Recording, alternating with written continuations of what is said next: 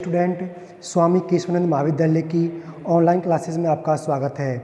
मैं Balram Singh Saran chemistry lecture आपके लिए पढ़ाने आया हूं, ऑर्गेनिक केमिस्ट्री। तो हम जो बीएससी फर्स्ट ईयर है, यानी कि जो बीएससी है उसमें जो केमिस्ट्री है उसकी 3 बुक होती हैं। 3 बुक होती हैं, एक ऑर्गेनिक है, दूसरी इनऑर्गेनिक है, तीसरी फिजिकल है। यानी कि 3 बुक हैं। इन्हें हम पेपर बोलते हैं, पेपर फर्स्ट, पेपर सेकंड और पेपर थर्ड। तो यहाँ पर जो पेपर सेकंड है वो है ऑर्गेनिक केमिस्ट्री। क्या है? Organic chemistry. और जो प्रत्येक पेपर में कितने पेपर हैं? 3 पेपर हैं और प्रत्येक पेपर में 5-5 यूनिट हैं।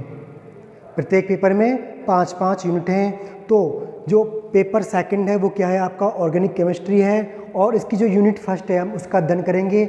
और जो फर्स्ट यूनिट है उसमें क्या है? मैकेनिज्म ऑफ ऑर्गेनिक रिएक्शन, यानी कि रासायनिक अभिक्रियाओं की क्रियाविधि। तो इस चैप्टर, इस जो लेक्चर होगा हमारा, या फिर हम कहें जो ये एक यूनिट होगी, इस यूनिट के अंतर्गत हम रासायनिक अभिक्रिया होती है उनकी क्रियाविधि के बारे में पढ़ेंगे कि क्या क्या होता है एक अभिक्रिया होने के दौरान। तो पढ़ते हैं इसको, अभिक्रिया की क्रियाविधि।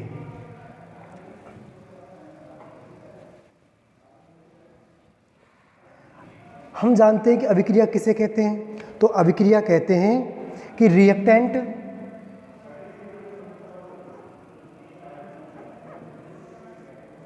रिएक्टेंट आपस में क्रिया करके प्रोडक्ट का निर्माण कर दें। क्या कर दें? रिएक्टेंट प्रोडक्ट, यानी कि क्रियाकारक उत्पाद का निर्माण कर दें, तो उसी को क्या बोलेंगे? अभिक्रिया बोलेंगे।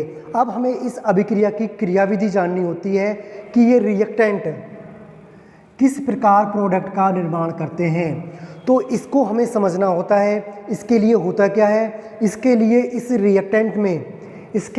रिएक्टेंट में इलेक्ट्रॉनों का संचलन होता है। पुराने बंध टूटते हैं, नए बंधों का निर्माण होता है, कुछ मध्यवर्तियों का भी निर्माण होता है और तब अंत में जाके कहीं निर्माण होता है प्रोडक्ट का। तो हमें वो सारी चीज़ें पढ़नी हैं। तो इनमें सबसे पहले पढ़ेंगे हम इलेक्ट्रॉन का संचलन, यानी कि एक रिएक्टेंट में इलेक्ट्रॉन का संचलन किस प्रकार से हो सकता है। और इसके लिए 3 इफेक्ट हैं, जिनमें से पहला इफेक्ट है हमारा प्रेरणिक प्रभाव, इंडक्टिव इफेक्ट। तो इस लेक्चर में हम इंडक्टिव इफेक्ट यानी कि प्रेरणिक प्रभाव के बारे में ही डिटेल से पढ़ेंगे। तो आइए देखते हैं प्रेरणिक प्रभाव।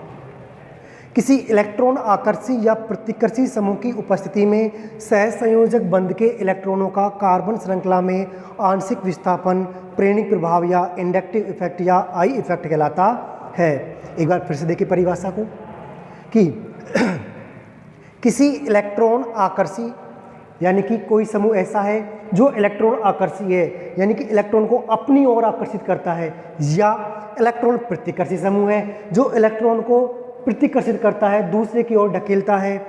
उस समूह की उपस्थिति में सहसंयोजक बंध के इलेक्ट्रॉनों का कार्बन श्रृंखला में आंशिक विस्थापन हो जाता है। इसी को बोलते हैं प्रेरणिक प्रभाव, इंडक्टिव इफेक्ट। अब देखते हैं कि इलेक्ट्रॉन आकर्षी कौन सा होगा और इलेक्ट्रॉन प्रतिकर्षी समूह कौन सा होगा। चूंकि हम ऑर्गेनिक केमिस्ट्री पढ़ रहे हैं तो यहाँ पर कार्बन की ही बात होगी। तो हम देखते हैं कि कार्बन है, ये कार्बन है और यह किसी परमाणु अन्य परमाणु या समूह X के साथ मिलकर के सहसंयोजक बंध बनाता है। हम जानते हैं कि सहसंयोजक बंध कौन सा होता है। सिंगल सहसंयोजक बंध में क्या होगा? सिग्मा बॉन्ड में क्या होगा कि एक इलेक्ट्रॉन कार्बन का होगा और एक इलेक्ट्रॉन इस X ग्रुप का या X परमाणु का होगा, जो आपस में इलेक्ट्रॉन का साझा करके क्या बनाएंगे? सहसंयोजक यौगिक बनाएंगे। तो देखते हैं कि इसका एक इलेक्ट्रॉन है, इसका ये एक इलेक्ट्रॉन है। इन्होंने साझा किया, इलेक्ट्रॉन की शेयरिंग की, और शेयरिंग से किसका निर्माण किया? और इन्होंने निर्माण किया एक सिंगल बॉन्ड का निर्माण किया, सिंगल बॉन्ड का निर्माण किया। हम इसको ऐसे दर्शा सकते थे कि इसका ये ऑर्बिटल है, इसमें ये एक इलेक्ट्रॉन है, इसमें ये एक इलेक्ट्रॉन है। ये दोनों आपस में इलेक्ट्रॉन की शेयरिंग करते हैं। इस प्रकार से इन्होंने शेयरिंग की तो एक बॉन्ड बन गया। कौन सा? C व X बॉन्ड बन गया। और इसे बोलेंगे हम कौन सा, सहसंयोजक बंध। अब ये सहसंयोजक बंध किससे बना, दो इलेक्ट्रॉनों के साझा से बना, सहयुग्मन से बना। इलेक्ट्रॉन कहाँ से आए दोनों, एक इलेक्ट्रॉन सी कार्बन से आया, दूसरा एक्स समूह या एक्स ग्रुप से आया। अब ये दोनों इलेक्ट्रॉन मान लीजिए यहाँ पर स्थित हैं। कहाँ पर स्थित हैं, ये बॉन्ड के मध्य में स्थित हैं, लेकिन ये बॉन्ड के मध्य में स्थित नहीं होते, ये निर्भर करते हैं इनकी विद्युत ऋणता पर। अब एक विद्युत ऋणता आती है, एक शब्द आता है विद्युत ऋणता, उसे भी हमें समझना होगा कि ये क्या होती है।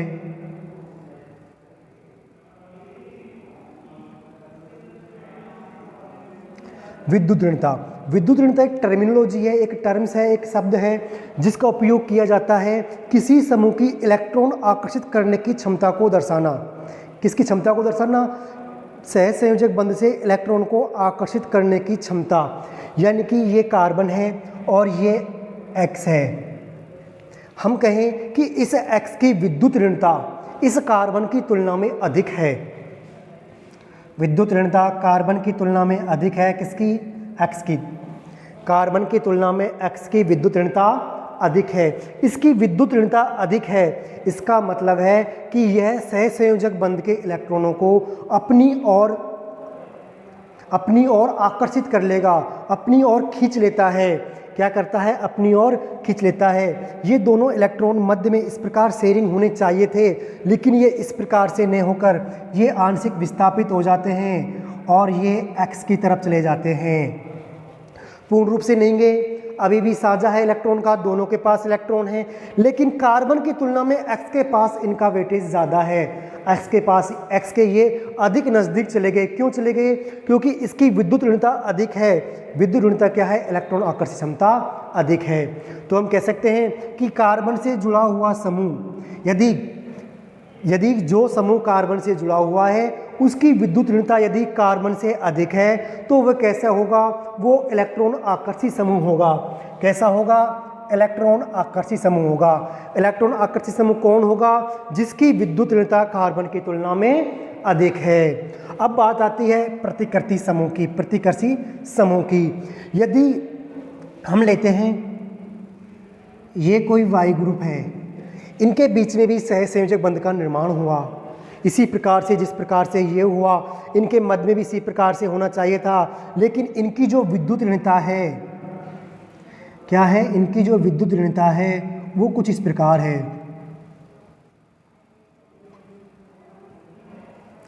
कि जो कार्बन की विद्युत ऋणता है वो वाई से अधिक है।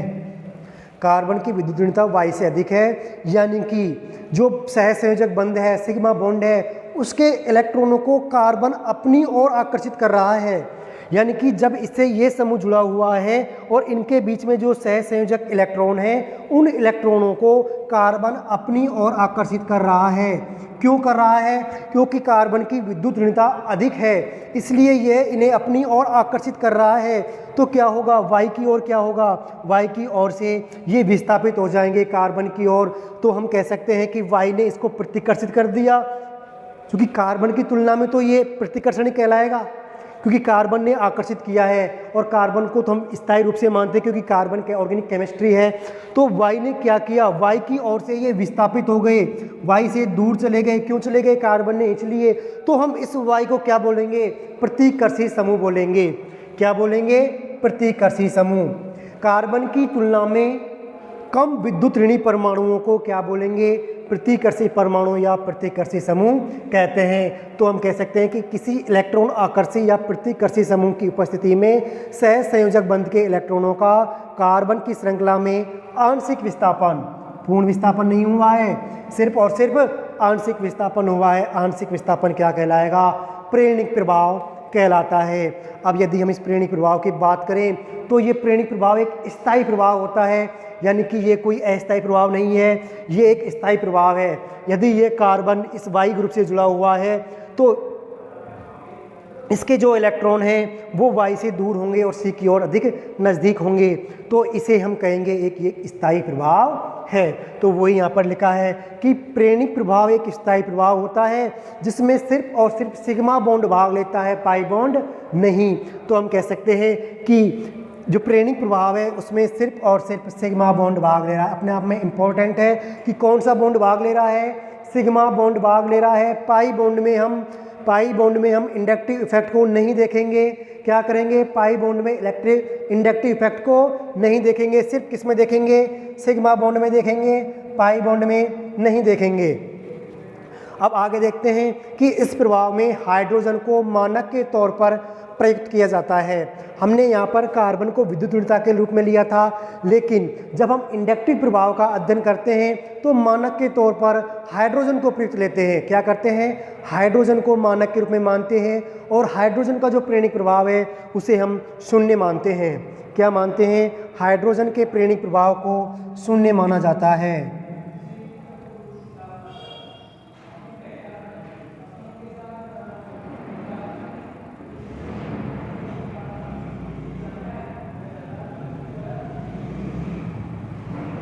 हाइड्रोजन का प्रेरणिक प्रभाव क्या होगा, शून्य होगा। क्या होगा, हाइड्रोजन का प्रेरणिक प्रभाव हमने शून्य मान लिया। तो जिन पदार्थों, जिन यौगिकों, जिन समूहों की इलेक्ट्रॉन नेगेटिविटी या विद्युत ऋणता, जिन समूह या परमाणुओं की विद्युत ऋणता हाइड्रोजन की तुलना में अधिक होगी, कैसी होगी, हाइड्रोजन की तुलना में अधिक होगी, उन्हें कहेंगे माइनस आई प्रभाव वाले समूह, और जिनकी तुलना इसकी तुलना में कम होगी उन्हें कहेंगे प्लस आई प्रभाव समूह। तो इस प्रेरणिक प्रभाव को हमने शून्य मान लिया, किसका, हाइड्रोजन का। और ये प्रेरणिक प्रभाव इस आधार पर कि हाइड्रोजन से अधिक विद्युत ऋणी है या हाइड्रोजन से कम विद्युत ऋणी है, इस आधार पर दो प्रकार का होता है। एक तो होता है प्लस आई प्रभाव और एक होता है माइनस आई प्रभाव। आपको बिल्कुल भी कंफ्यूज नहीं होना है कि हमने यहाँ पर तो कार्बन की बात की है, यहाँ हाइड्रोजन की बात क्यों कर रहे हैं। तो हमने मानक के रूप में मान लिया हाइड्रोजन को, तो क्योंकि ऑर्गेनिक केमिस्ट्री में जो कार्बन है उसके साथ हाइड्रोजन तो आपको मिलेगा ही मिलेगा। तो हमने कार्बन का प्रेरणिक प्रभाव शून्य मान लिया, यानी कि कार्बन और हाइड्रोजन का जो बॉन्ड है वहाँ पर प्रेरणिक प्रभाव शून्य है, यानी कि दोनों के मध्य में क्या है, इलेक्ट्रॉन उपस्थित होंगे। चूँकि हमें तुलना कार्बन से करनी है, किसके, कार्बन के रेस्पेक्ट में करनी है, तो हमने हाइड्रोजन को मानक मान लिया, हाइड्रोजन को मानक मान लिया। अब जो अधिक विद्युत ऋणता वाले होंगे वो अपनी ओर इस ओर आकर्षित कर लेंगे और कम वाले होंगे वो प्रतिकर्षित कर देंगे। तो इस आधार पर हमारा जो प्रेरणिक प्रभाव है वो दो प्रकार का है, माइनस आई प्रभाव और प्लस आई प्रभाव। अब देखते हैं कि ये किस प्रकार से होते हैं।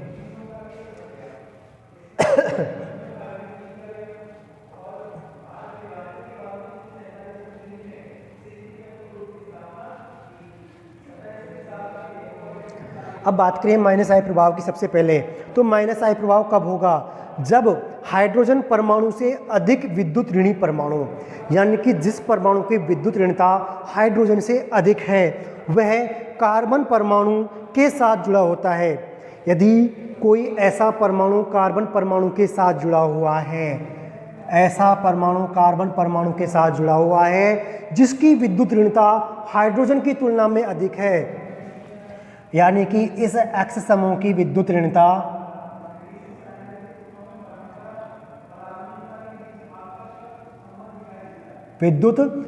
किससे अधिक है, हाइड्रोजन से अधिक है, हाइड्रोजन से अधिक है, तो वह बंध के इलेक्ट्रॉनों को अपनी ओर खींच लेता है। यानी कि ये जो बंध के इलेक्ट्रॉन है इनको अपनी ओर विस्थापित कर लेता है, अपनी ओर आंशिक रूप से खींच लेता है, जिससे उस समूह पर ऋणावेश आ जाता है। कैसा ऋणावेश आएगा, आंशिक ऋणावेश आएगा।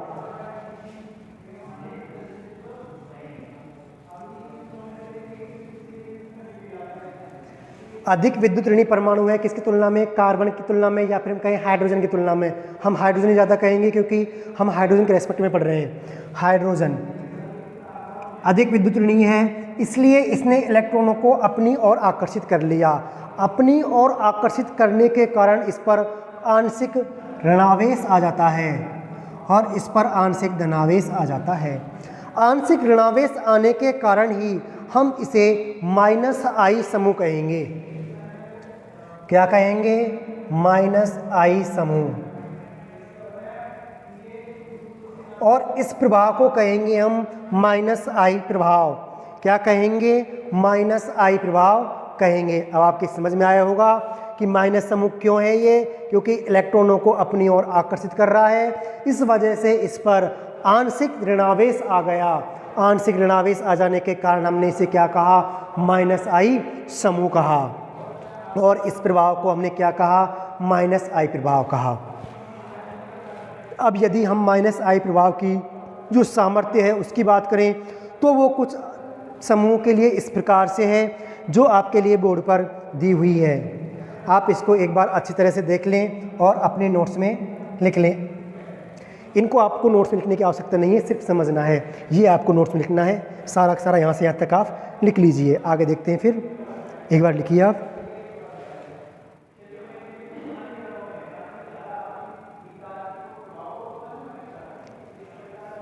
ठीक है,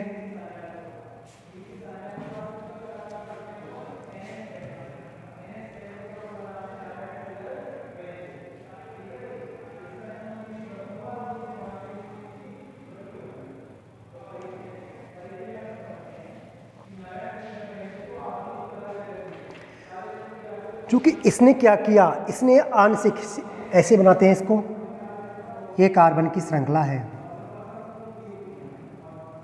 C1 C2 C3 C4, इससे जुड़ा हुआ है ये X समूह।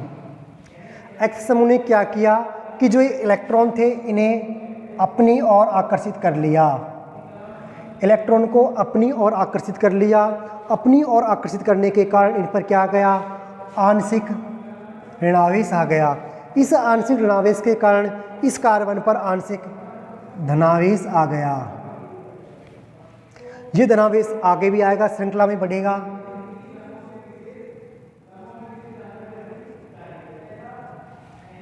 तो ये जो धनावेश है किस पर आया, कार्बन श्रृंखला पर आया। ये धनावेश भी आगे बढ़ता है श्रृंखला में, लेकिन ये दूरी के साथ साथ कम प्रभावी होता जाता है। एक बात और समझनी है कि इस माइनस आई प्रभाव वाले या माइनस आई समूह, माइनस आई समूह के कारण कार्बन श्रृंखला पर कैसा चार्ज आएगा, कार्बन श्रृंखला पर आंशिक धनावेश आ जाएगा। तो इस पॉइंट को भी आप लिख सकते थे कि माइनस आई समूह की उपस्थिति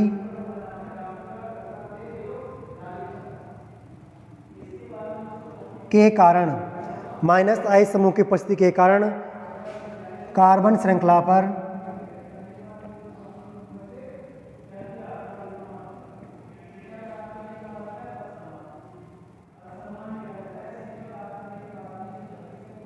कार्बन श्रृंखला पर आंशिक धनावेश आ जाता है। क्या होता है, आंशिक धनावेश आ जाता है। तो ये हो गया। इसके बाद जो ये प्रेरणिक प्रभाव है वो दूरी पर निर्भर करता है। किस पर, प्रेरणिक प्रभाव दूरी के साथ घटता है।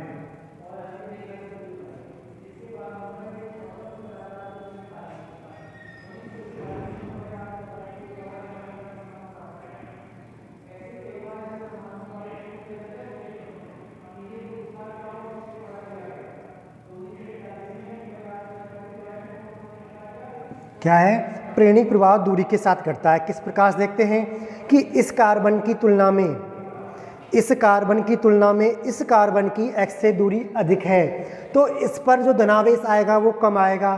तो हम लिख सकते हैं +1 का जो मान है वो सबसे ज़्यादा होगा, +2 का मान कम होगा और +3 का मान सबसे कम होगा। और ये प्रभाव सिर्फ 3 कार्बन तक ही प्रभावी होता है।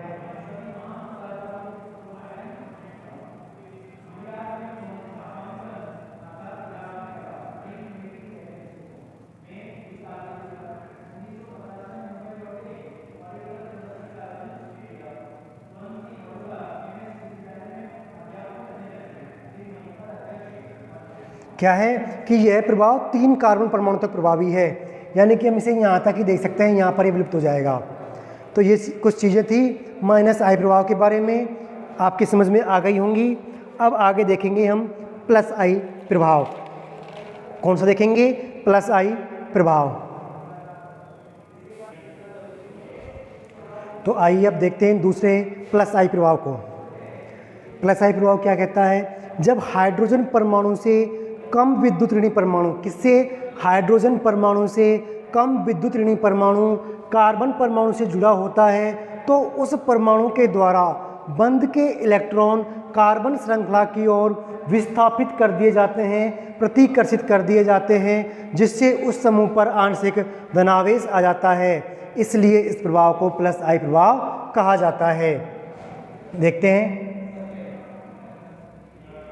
कार्बन से कोई वाई समूह जुड़ा हुआ है। अब जो ये वाई समूह है, इसकी जो विद्युत ऋणता है,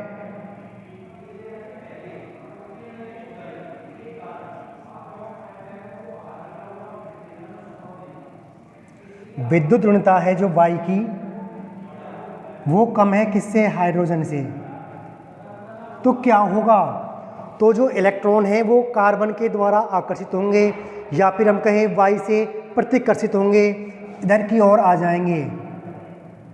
तो क्या होगा, कार्बन पर आंशिक ऋणावेश व इस समूह पर आंशिक धनावेश आ जाएगा। आंशिक धनावेश आने के कारण ही हम इसे क्या बोलेंगे, प्लस आई प्रभाव बोलेंगे। क्या बोलेंगे, प्लस आई प्रभाव बोलेंगे। प्लस आई प्रभाव क्यों बोला, क्योंकि इसके कारण इस समूह पर आंशिक धनावेश आ गया और पूरी जो कार्बन श्रृंखला है उस पर क्या आ जाएगा, आंशिक ऋणावेश आ जाएगा। देखते हैं, इसने अपनी ओर आकर्षित कर लिया इलेक्ट्रॉनों को, तो इस पर क्या आ गया, आंशिक धनावेश, आंशिक ऋणावेश 1, आंशिक ऋणावेश 2, आंशिक ऋणावेश 3 के बाद में प्रभाव इफेक्टिव नहीं होगा। तो सबसे अधिक ऋणावेश किस पर होगा, हम जानते हैं कि दूरी पर निर्भर करता है। दूरी बढ़ने के साथ साथ ये प्रभाव घटता जाता है। तो C1 पर सबसे अधिक ऋणावेश होगा, C2 पर उससे कम होगा, C3 पर उससे भी कम होगा। तो हम लिख सकते हैं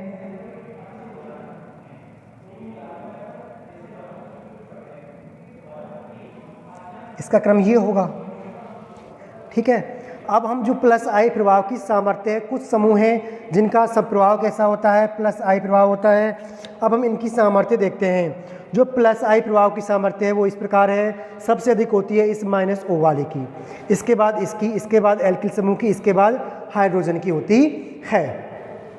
चूँकि हाइड्रोजन कैसा है हमने मानक लिया है, तो हाइड्रोजन -I में भी आया था और प्लस I में भी आया था। इससे इधर की ओर सभी कौन से आते हैं, इससे इधर की ओर सभी आते हैं प्लस आई प्रभाव वाले, और इसके इधर की ओर जो आएंगे वो कैसे आएंगे, -I प्रभाव वाले आएंगे। अब एक नोट लिखा हुआ है कि आई प्रभाव एक योगात्मक प्रभाव होता है। कैसा होता है, आई प्रभाव जुड़ता है, योगात्मक प्रभाव होता है। इसलिए एल्किल समूह की श्रृंखला बढ़ने पर आई प्रभाव बढ़ता है। कैसे बढ़ता है देखते हैं।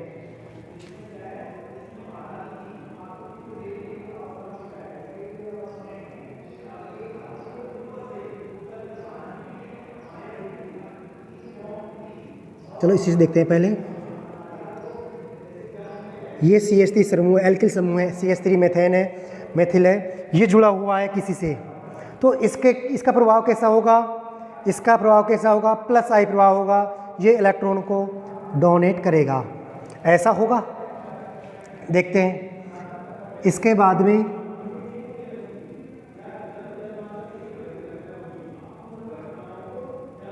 यहाँ पे देखिए, ये जुड़ा हुआ है किसी कार्बन श्रृंखला से। यहाँ पर 2 समूह हैं, 2 कार्बन हैं, तो क्या होगा, इनका जो प्लस आई प्रभाव है वो जुड़ जाएगा और ये अधिक होगा किससे, इससे। अब बात करते हैं हम 3 की।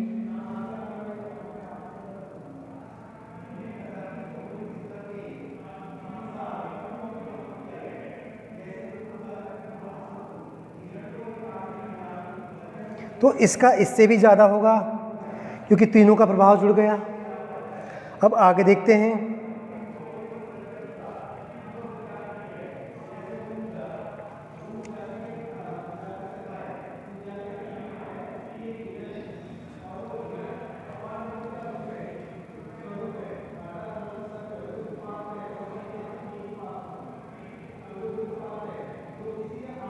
इस प्रकार से है। तो हमने क्या देखा, क्या देखा कि इसका जो प्रभाव है इधर से भी आएगा, इधर से भी आएगा और ये 2 गुना हो जाएगा, यहाँ पर जुड़ जाएगा। लेकिन इनके बीच की दूरी, इस समूह की दूरी इस समूह से क्या है, अधिक है, इनकी दूरी कम है, इसलिए इसका प्रभाव अधिक होगा। कहा था दूरी पर निर्भर करता है, दूरी पर भी निर्भर कर रहा है और किस पर निर्भर कर रहा है, योगात्मक प्रभाव है, तो दोनों का जुड़ जाएगा। इसका जुड़ा, इसका जुड़ा, इसका जुड़ा, इसका जुड़ा, इसकी दूरी इससे अधिक हो गई तो इसका प्रभाव कम हो गया, इसका अधिक हो गया, तो हम कह सकते हैं कि इसका प्रभाव अधिक होगा।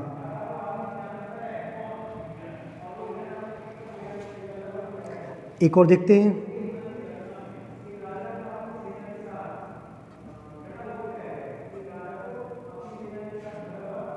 यदि ये तीनों जुड़े होते तो क्या होता, तीनों का प्रभाव आता, और ये कैसा होता, ये सबसे अधिक होता। तो इस प्रकार से ये आई प्रभाव एक कैसा प्रभाव है, योगात्मक प्रभाव है। और ये इस प्रकार से हमारा आई प्रभाव या इंडक्टिव प्रभाव हमने पढ़ लिया। 2 प्रकार का था, दोनों के दोनों प्रकार हमने पढ़ लिए हैं। अब आता है इस प्रभाव के कुछ उपयोग हैं, तो उन उपयोग को आप डायरेक्ट लिख सकते हो। एक तो है कार्ब धनायन व कार्ब ऋणायन, किसमें, कार्ब धनायन व कार्ब ऋणायन के स्थायित्व बताने में। दूसरा है अम्ल क्षार की सामर्थ्य बताने में। तीसरा है एल्किल हैलाइड की क्रियाशीलता बताने में। और चौथा है कार्बोनिल यौगिकों की क्रियाशीलता बताने में। तो इस प्रकार से ये 4 इसके उपयोग हो जाते हैं और ये प्रेरणिक प्रभाव कंप्लीट होता है। इसके बाद अगली जो लेक्चर होगा हमारा, उसमें पढ़ेंगे हम दूसरे प्रभाव को। तो इस लेक्चर के लिए इतना ही।